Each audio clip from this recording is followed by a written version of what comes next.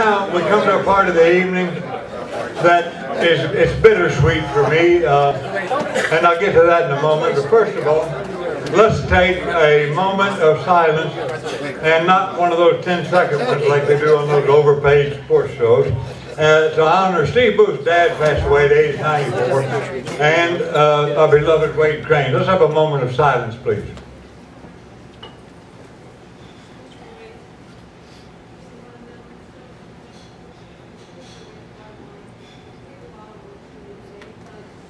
Okay. Now, this next gentleman, I'm not sure that he's not going to show up and come walking through the door. His dry sense of humor has stood me in good stead for a lot of years. We laughed together, gambled together, and if you want to hear a cute story, wait, I can't tell it. I'm going to be nice. Anyway, what I'm going to do here, we're talking about the great Wade Crane. I'm going to invite one of our great lady champions from yesteryear, Mary Kennison, up here to begin this.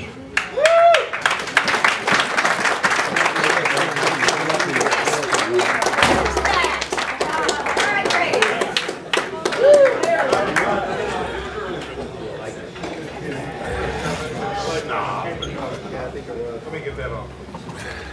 All American. All I love you, do you know that?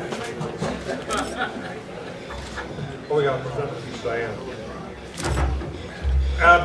Actually, we should mention that this year's Lifetime Achievement and Pool Award goes out to Wade Crane, also known as Billy Johnson. And it's really well deserved because everybody knows the kind of action guy he was. So anyway, I'm going to let Mary talk now. I'll start breaking up later.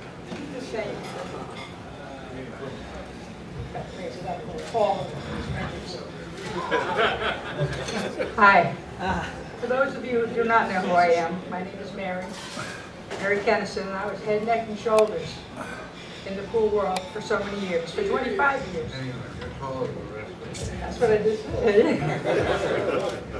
I'm one of the early members of the WPBA, served on the board for many, many years, former owner of Qtopia, I think it's one of the most famous pool rooms in Las Vegas, seen many a big money game in the late 80s, early 90s.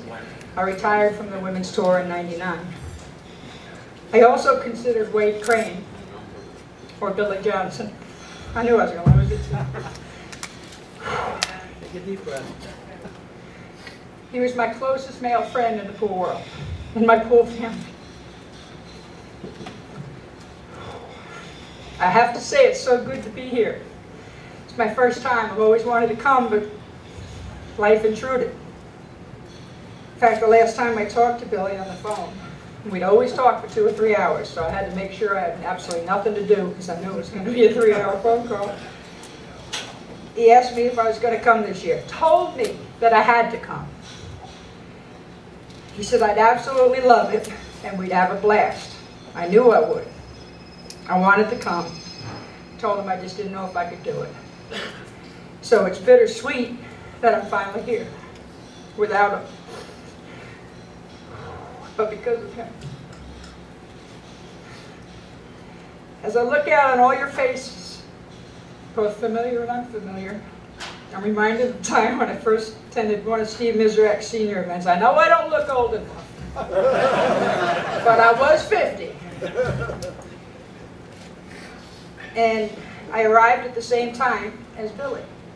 And I was hoping he'd be there. And so anyway, we were so happy to see each other. We hugged, laughed and talked, and we walked into the pool room arm in arm. And it was a small place. In the end, last year's of Steve's tournaments, he had him in his pool room. And anyway, so we walk in arm in arm, and we walk in the door, and he stops me. And he looks at me and says, "Murr."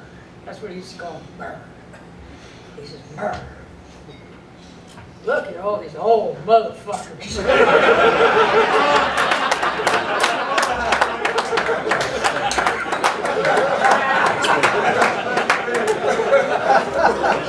And as Billy would say, it was beautiful. Anyway, I first met Billy Johnson in 1983 at a tournament in Raleigh, North Carolina. My second best friend introduced me to Buddy Hall. And I was thrilled to meet him because I'd heard about him. By this time I'd been out on the road. First of all, I grew up on Long Island. I was a Girl Scout till I was 15. And then, you know, I got involved with pool, and I saw people were betting a little bit. And Tommy Holliday took me under his wing to make sure I didn't get snapped off. And, you know, I knew Alan, you know, we were both kids. And anyway, so I'd heard about all these great players, and now being out on the road, I was having a blast. And I've heard all these stories about Billy Johnson. Just was so thrilled to meet him finally. And even at that time, he was a legend. But we'd never run into each other. A year later, I started back playing in the tournaments. And it just so happened that he did too. It was 1984, and I was thrilled when he came up to me and said hello and remembered my name. I mean, I just thought that was neat. And anyway, we talked a few minutes. He said, "Are you hungry?" I said, "Yeah." He said, come on, Merv. I said, "Let's go eat." And we went to grab something to eat, and our friendship was born. 1985 was Billy's year. He had adapted his game from the all-night sessions, gambling sessions, to the short race format of the tournaments, and he was starting to blister everybody. I was standing at the board one day at the men's chart to see where my match was, and then after I found that out, I moved right next door and look at the men's chart, and Billy walks up. He says, "When you playing?" So I told him. He said, "Well, shit, you got time. Well, see which match we want to sweat." And we always loved to sweat two players. Keith, I don't even have to say anything. Everybody loves to sweat Keith. He's hilarious. And our first choice was always Mike Siegel. Everybody knows that Mike Siegel has to have an ear man. We wanted to make sure that we were it. So we'd play position and make sure we got right behind him, wherever he's sitting, and that way we could be his ear man. Mike Siegel, he'd lay down this just unbelievable hook. He'd march back to the table, whisper to him, "Attaboy, attaboy." And then the guy would not only hit it, but shit out and get lucky. And hook it back. And Billy'd whisper to him, "Jesus, can you believe that son of a bitch got away with that? Lucky son of a bitch." And we'd piss him. And well, that would set him off. And everybody knows the hand go up in the air. As he'd walk away and he'd be talking. And I mean, we're just dying. We just get him going. Anyway, that trigger Mike. But anyway, I digress. Back to the men's chart. So we're searching for a match to sweat, and I saw the name Wade Crane. And I said to Billy, "Man, who the hell's this guy? He's tearing up the winter side." Billy didn't miss a beat. Merv, don't you know who Wade Crane is? Man, you know everybody. How can you not know who Wade Crane is? And I'm standing there, and I'm thinking, well, yeah, I'm supposed to. I know everybody. How come I don't know who he is? I said, "Tell me about him. What does he look like?" He said, "Well, let me see." You know how he drawled, real slow. Tortured me. Oh, well, he's probably about my height. A little bit on the stocky side, but he's real good looking. Sharp dresser. And stroke, man, what a stroke.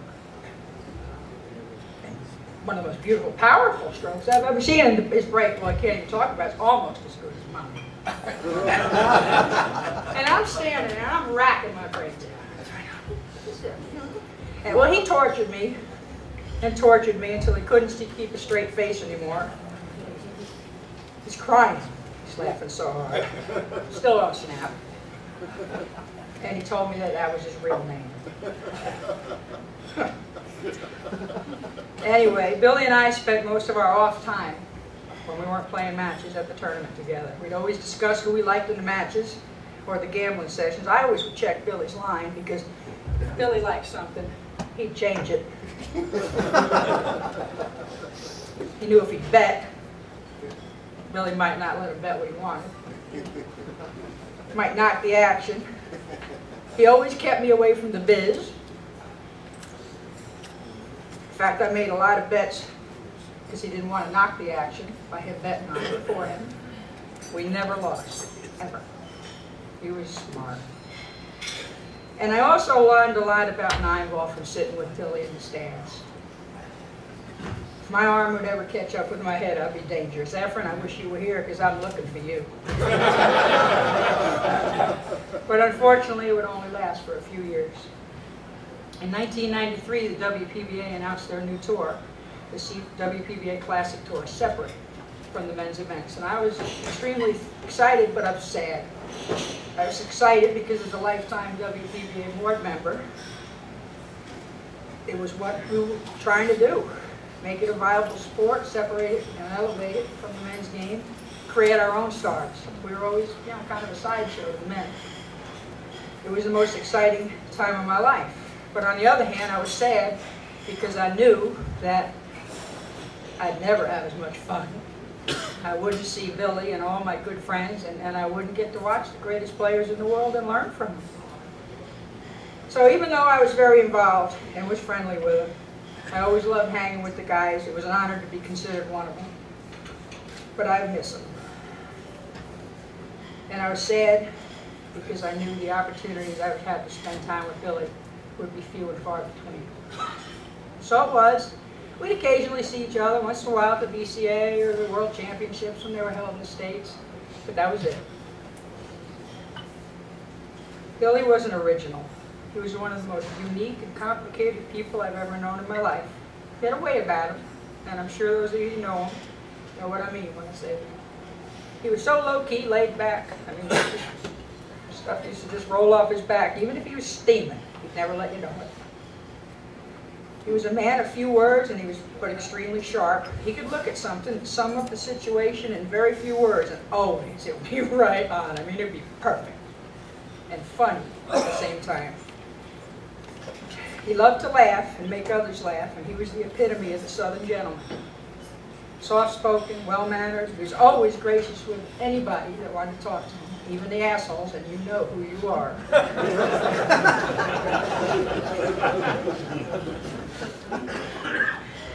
He'd always answer their questions with honesty, and made it so easy to understand. He was a born teacher, and that was really his true passion.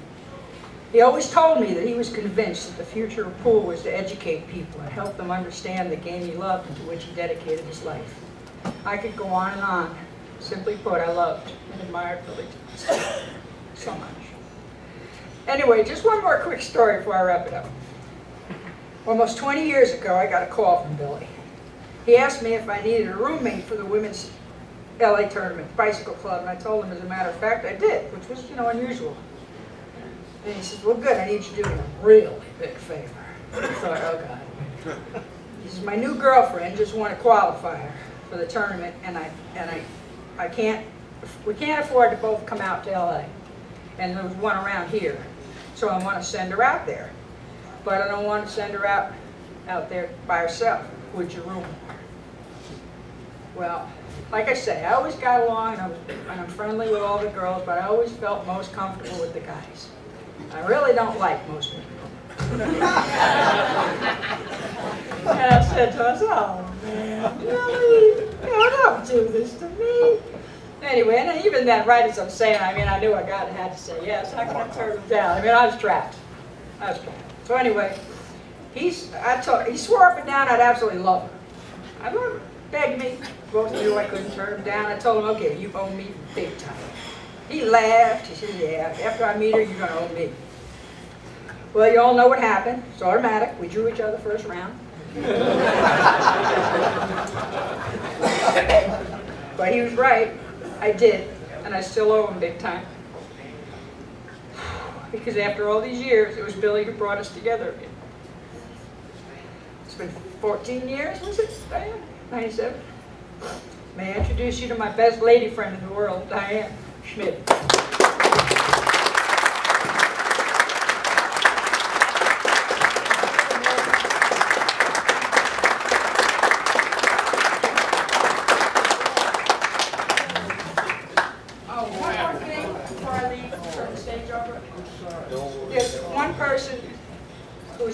responsible for me being here. And that is Steve.